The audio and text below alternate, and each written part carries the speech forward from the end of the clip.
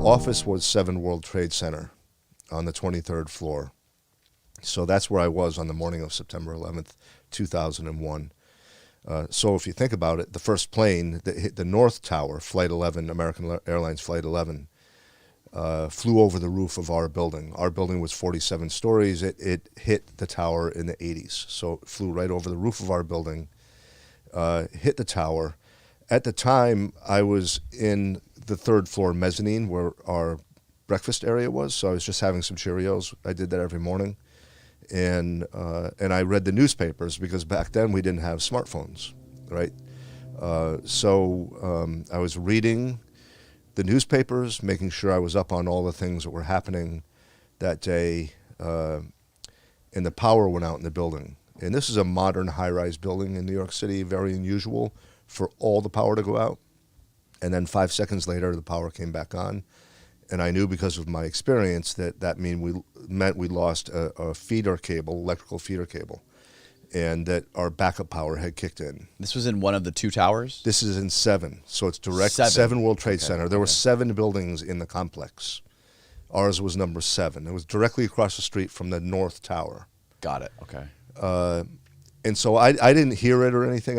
All I knew was the power went out in the building, and at the same time, all these people who were sitting at the glass window facing the North Tower jumped up and screaming started running to the exit. And I was like, what's going on? And I had to grab one girl by the shoulders and kind of shake her back to reality and say what happened. And she said a plane hit the tower. And that's the first I knew that had happened. And we had this happen before in New York City. It was a major thing, but it was not something that had never happened before. Planes have hit buildings in New York City before that? Yeah. I mean, if you go back to World War II, a B-52 bomber hit the Empire State Building. Oh shit! I didn't know. I had no idea. Yeah. So and I mean that was the biggest example, but there were examples of people in small planes who maybe had a heart attack or something and flew into a high-rise building. I'm just saying that we had heard of that before. It wasn't something completely unprecedented. So when I shook her and she told me that the plane hit the tower, I was like, okay, game face, going to work now. This is a big deal. The fire department, the police department, they're all getting 1,000 911 calls all at once right now because everybody's reporting it.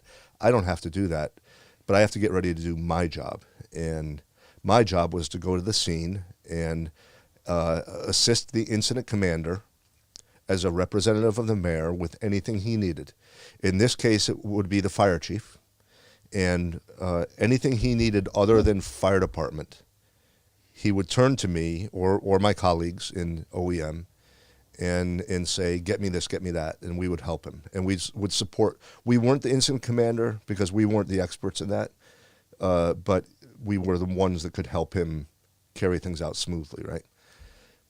So I went up to the 23rd floor to get my radios, police radio, fire radio, OEM radio, to ensure that our watch command, which is our listening and communicating hub, was doing a full activation. A full activation means we have to contact 150 local, state, federal, and private partner agencies to get them to come into our emergency operations center. Our emergency operations center had 150 stations in it for like state police, for communications, Verizon, for different people, partners who could help mitigate, manage this emerging disaster. Both of those were ready to go. Both supervisors were on board, doing what we train to do.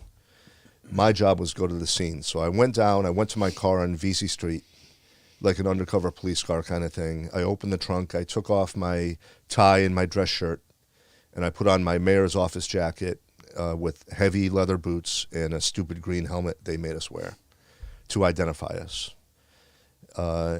And they train us as firefighters that you always try to look at 3 sides of a building that's being compromised before you go in it, so you have a good size up in your head.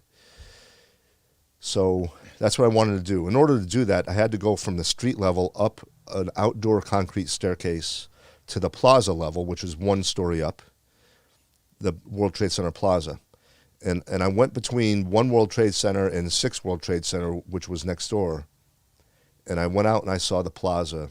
And if people can remember that, there was a big sphere there. It was the World Trade Center.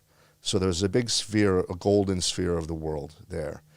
And I remember seeing that, and around that on the plaza was debris and fire and black smoke, and things, pieces of the building crashing to the ground.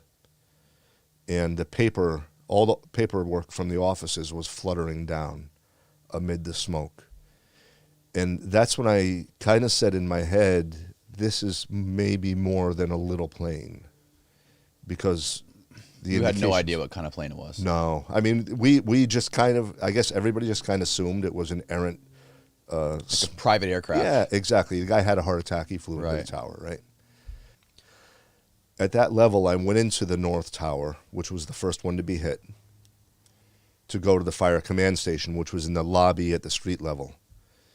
In order to go down from the plaza level to the street level, there was an interior escalator. And there were hundreds of office workers, like a funnel, trying to get onto that escalator to go down so that they could get out of the building. And I noticed in that moment what they were not doing. They were not pushing and screaming and kicking and trampling each other.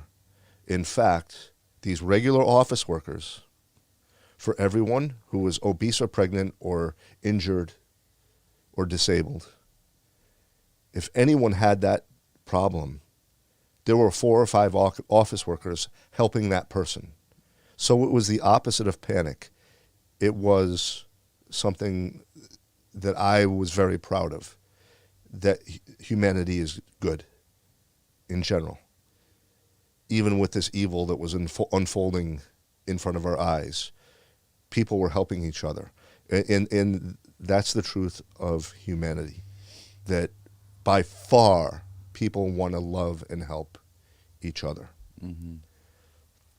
I got into that funnel of people, and started going down the escalator.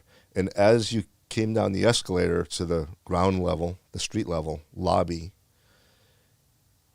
you look out and there were hundreds of firemen in their turnout gear with the yellow stripes, awaiting their assignment to go up. And I laughed inside my head because I completely understood why the cops called us bumblebees. Because when we get together in the hundreds like this, it looks like a hive when you're kind of watching it from afar. Yeah. And that's exactly what it looked like. It looked like a hive of bees, except wild. These were firefighters awaiting their assignment to go up the stairs.